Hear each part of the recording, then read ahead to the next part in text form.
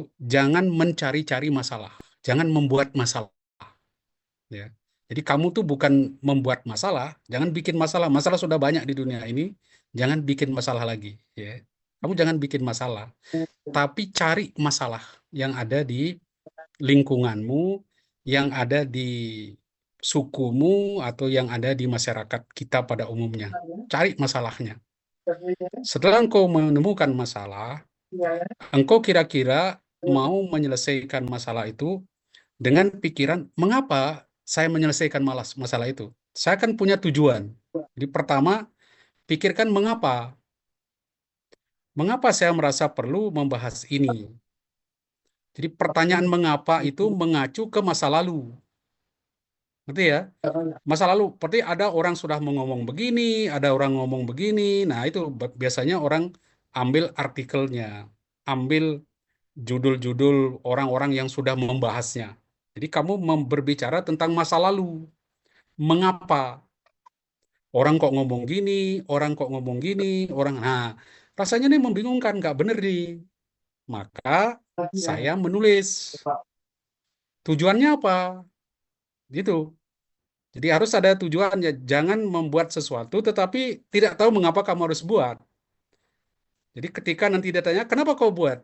Apa memang perlu? Seandainya nggak dibuat, memang dunia akan runtuh kan? Tidak. Ya kan? Kalau kamu melakukan satu, membuat sesuatu itu memangnya penting. Kalau kamu merasa penting, mengapa kamu pikirkan itu penting? Memangnya ada masalah yang luar biasa sehingga engkau merasa tulisanmu itu penting. Karena itu tujuannya apa? Itu.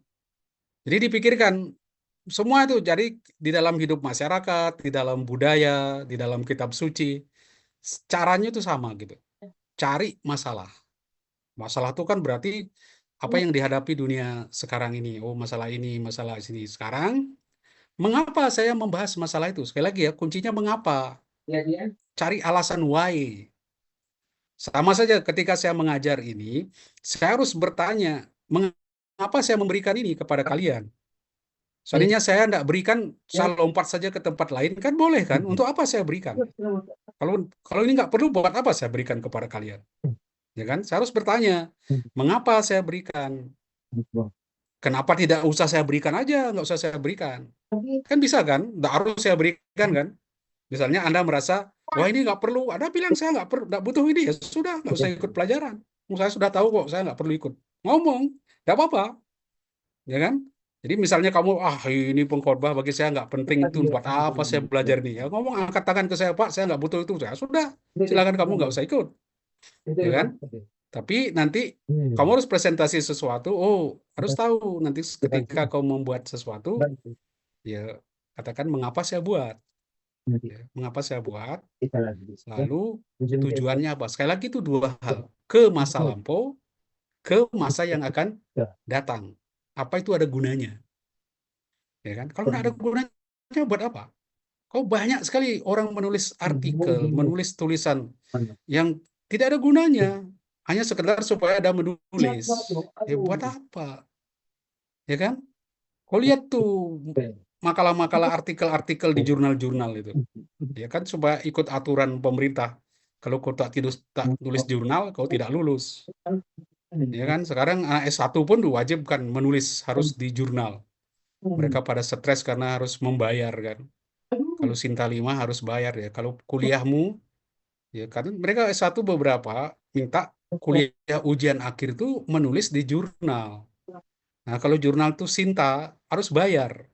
Itu kan memang ada unsur bisnis di dalam jurnal itu. Kalau makin kuat kau bayar, makin cepat tulisanmu masuk. Ya kan tergantung nanti sejauh mana nilai ininya. Itu lihat ada bermacam-macam jurnal. Tapi saya kadang kalau kamu menulis di jurnal, jangan asal menulis, tetapi itu ada gunanya. Jadi penting bertanya, mengapa saya tulis itu? Itu kuncinya cuma itu. Kenapa saya harus tulis? Kenapa kalau saya tidak tulis, apa sih jeleknya? Oh, ternyata sama saja. Kalau sudah itu ngapain ditulis? Kan gitu sebetulnya kan. Ada sekian banyak yang orang sudah buat gini. Enggak, saya punya kekasan. Nah, itu kamu harus bisa tunjukkan di dalam tulisanmu. Mengerti maksud saya? Jadi ketika kau menulis tuh jangan asal menulis. Pokoknya saya memenuhi kewajiban, saya tulis. Ya, itu sama aja. Itu namanya asal-asalan. Saya paling tidak suka begitu. Hanya ikut aturan pemerintah, ya ikut aturan negara. Kalau tidak membuat tulisan, tidak beres. Ya, lalu ya asal tulis saja. Terus gunanya apa? Nggak tahu, nggak ada gunanya. Nggak mempengaruhi juga, nggak tahu itu juga nggak apa-apa. Nah itu. Nah, ketika nanti juga kamu menulis sesuatu, coba pikirkan itu. Ya, orang sudah buat ini, orang sudah ngomong gini. Saya bilang ini lihat masalah ini, ada masalah ini. Saya harus bereskan masalah ini. Kenapa saya harus bereskan? Kamu punya alasan. Karena saya ada tujuan. Kedepannya saya harap seperti ini. Begitu ya. Nanti kalau kau tulis-tulis apa itu makalahmu nanti, presentasimu tentang hikmat itu, coba cari. Ada persoalan bukan sekedar tulis sesuatu. Ya, itu penyakit orang Indonesia, penyakit mahasiswa IP juga. Ya, menulisnya cuma itu. Ya sudah, pokoknya aturannya saya harus buat, ya kan? Gitu. Oke. Saya tiap bulan, rencana saya tiap bulan saya akan membuat seminar, baik itu internasional maupun nasional. Nah, saya sebetulnya mau melibatkan anak S2 sekali-sekali jadi pembicara, ikut dengan saya jadi pembicara. Tapi saya masih pikir-pikir siapa di antara kamu mampu jadi pembicara, ya kan? Memang mungkin kelasnya sedikit lebih rendah dari saya, tapi kan paling tidak sudah mendekati saya gitu loh, kamu. Jadi ilmunya paling sedikit sudah mendekati begitu. Jadi paling tidak tahu tekniknya, tahu strategi. Supaya jangan hanya saya aja yang berbicara, ada orang luar, tetapi melibatkan mahasiswa, melatih membuat sesuatu.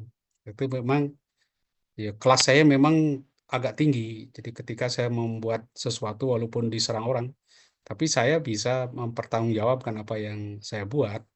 Nah, saya ingin kalian tuh pelan-pelan belajar begitu. Tapi kuncinya sekali lagi, mengapa? Jadi ada suatu masalah. Seperti yang berikut ini apa tanggal 22 ini, saya akan membuat seminar lagi. Ini tidak tahu Ignas apakah sudah diberikan supaya menyiapkan promosi untuk IP. Ya, yang lalu tuh saya tunggu tidak ada apa itu flyer dari IP. Maksud saya tuh supaya menggembar-gemborkan sedikit IP itu supaya terkenal sedikit gitu loh. Yang IP itu. Jadi jangan hanya di lingkungan STP tapi juga di luar. Kan yang penontonnya itu kan bukan hanya orang di lingkungan IP tapi orang-orang luar. Baik itu apa itu paroki maupun Protestan ataupun mungkin Islam. Nah, di berikut ini temanya kan tentang Islam juga. Ya, orang paling tidak, wah apa itu sekolah pastoral itu apa. Jadi jangan lupa Ignas tuh coba apa itu ngoceh sedikit gaya-gaya orang IP sih, gaya-gaya gitulah. Wah, ini IP hebat. Itu itu ada Pascalis tuh dosennya itu. Nah, itu kau gaya-gaya sedikit supaya namanya itu sedikit terbawa gitu loh ya di kancah nasional. Paling enggak kita dikenal gitu loh. Itu maksud saya IP itu supaya sering terlibat. Nah, saya tidak tahu bagaimana kalian nanti pelan-pelan juga bisa bikin seminar. Untuk sementara memang saya pakai apa itu orang-orang luar, tapi saya harap berikutnya itu anak IP sekali lagi jadi pembicara. Nah, saya mau mengembangkan di S2 supaya mungkin bukan hanya dosennya tapi juga mahasiswanya ikut berbicara. Nah, itu yang sering saya nanti tema berikut mungkin saya minta satu dari kalian yang jadi pembicara. Gampang itu buat seminar tuh. Yang penting tuh temukan masalahnya. Ya, mengapa saya buat, lalu untuk apa. Ya, seperti contoh nanti seminar berikut ini saya buat karena ya terjadi kebingungan di masyarakat. Ada yang bilang tidak boleh memakai nama Tuhan, tidak boleh memakai nama Allah, harus Yahweh, harus Elohim. Nah, umat kan bingung. Lalu orang Islam lebih parah lagi. Mereka bilang orang Kristen tidak boleh pakai nama Allah. Allah itu punya mereka. Nah, kan terjadi kebingungan masyarakat. Jadi ini mengapa? Itu persoalan kan, yang real di dalam masyarakat. Ada yang bingung, oh kok begini. Nah, bagaimana saya menyelesaikan masalah itu? Tujuan saya apa?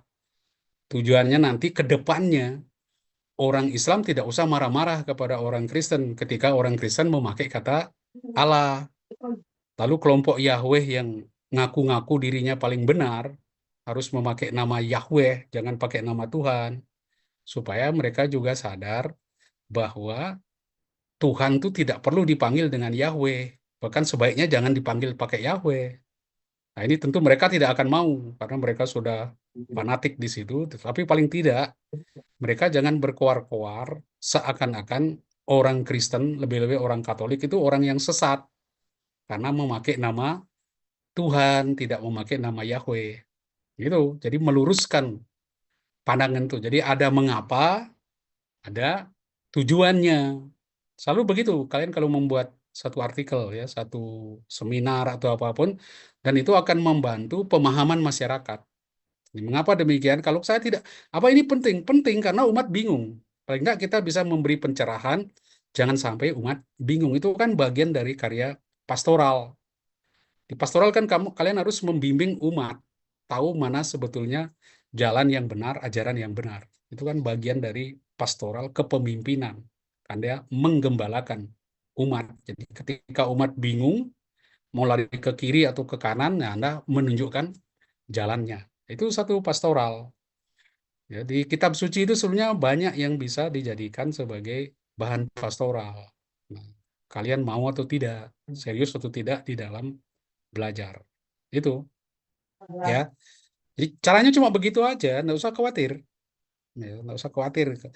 Isinya, bahannya Anda bisa baca sekarang banyak sekali di internet, bahan-bahan yang ada itu banyak.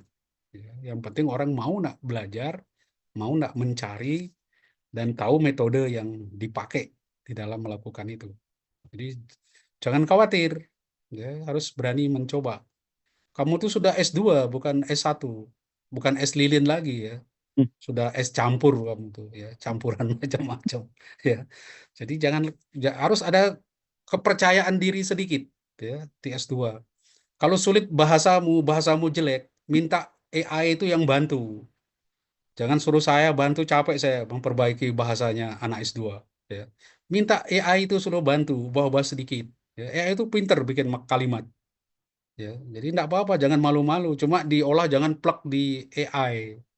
Ya, dia bisa membantu kalian membuat kalimat yang bagus. Jadi jangan sampai kalimatnya subjeknya nggak ada atau predikatnya tidak ada. Kan kadang-kadang seperti itu. Nah, minta dibantu di situ untuk mengolahnya itu. Ya, semangat kamu itu. Ya. Mesti semangat jadi mahasiswa itu. Jangan loyo-loyo. Ya. Oke, sekarang kita lihat di pengkhotbah. Ya, mengapa orang